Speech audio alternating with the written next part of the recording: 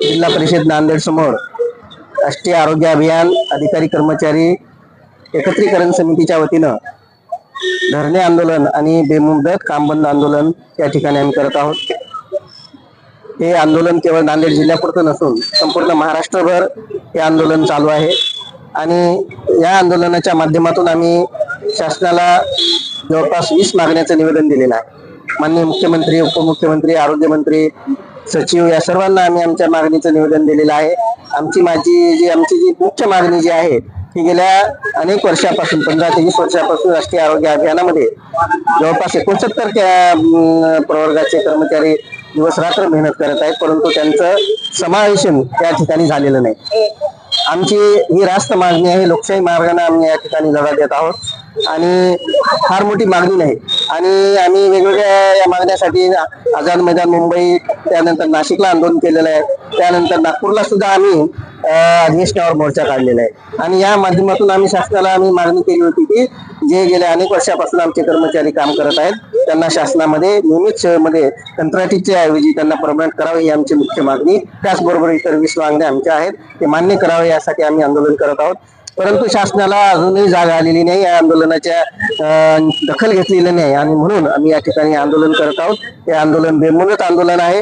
जर आमची मागणी मान्य नाही झाली तर यापुढे जे आम्ही आंदोलन करणार आहोत हे असं उग्र स्वरूपाचं असेल आणि जर आमच्या कर्मचाऱ्यांचा संयम जर सुटला आणि जर काही त्यांनी बरे वाईट केलं तर ते शासन जबाबदार राहील। त्याला उपोषण कधी बसले, किती दिवस चालणार? हे काल 19 ऑगस्ट 2025 पासून हे आंदोलन सुरू केलेलं आहे आणि या नांदेड जिल्ह्याच्या जिल्हा परिषद समोर आम्ही 30 तारखेपर्यंत आम्ही त्यांना मुदत दिलेली आहे।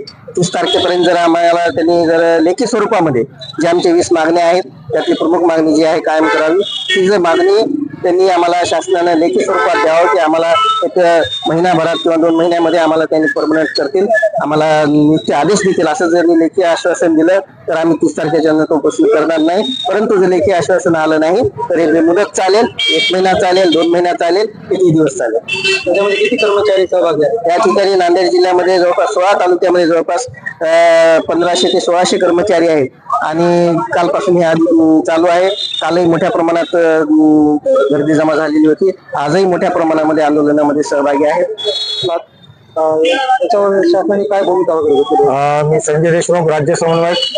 महाराष्ट्र शासनाशी आम्ही वेळोवेळी लढत आहोत, हे आमचा हक्क आहे। तसेच मागे जुलैमध्ये 10 आणि 11 रोजी आझाद मैदानावरती आम्ही आंदोलन केलं होतं, त्याची दखल आरोग्यमंत्री साहेब माननीय आंबेडकर साहेब यांनी सुद्धा घेतलं। आमचं हे बी म्हणणं आहे की आमची रास्त आहे छोटीशी मान्य समाज ते आम्हाला देण्यात यावे। तसेच ही जी भरती प्रक्रिया होती, शासन GR कधी निघाला 14 मार्च 2024, तिथून ही भरती प्रक्रिया शासन राबवत आहे। म्हणजे जर आमचं समायोजन जरी झालं भविष्यात तर आमच्यासाठी जागाच राहणार नाही आणि 10-11ला जे मोठं आंदोलन झालं होतं आझाद मैदानावर पुऱ्या महाराष्ट्रातून, त्यावेळेस स्वतः आरोग्यमंत्री आंबेडकर साहेब यांनी विविध वैद्यकीय, शिक्षण, पुन्हा ग्रामविकास, पुन्हा आरोग्य यांना स्वतः त्यांनी पत्र दिले की तुम्ही या भरतीमध्ये 30% जे शासन निर्णय आहे त्याप्रमाणे जागा ठेवावी। तरी त्यांचे ग्रामविकास मंत्री, वैद्यकीय विभाग हे जागा काढत आहे, म्हणजे आमचं कुठपर्यंत शोषण करणार। त्याच्यासाठी या अनुषंगाने आम्ही महाराष्ट्र शासनाला कळवत आहोत, आमची तात्काळ दखल घ्यावी आणि आम्हाला आमचे समावेश हक्क द्यावे आणि या आचारसंहितेच्या अगोदर द्यावे, अन्यथा वरचेवर प्रत्येक दिवस आमचा आक्रमक आहे।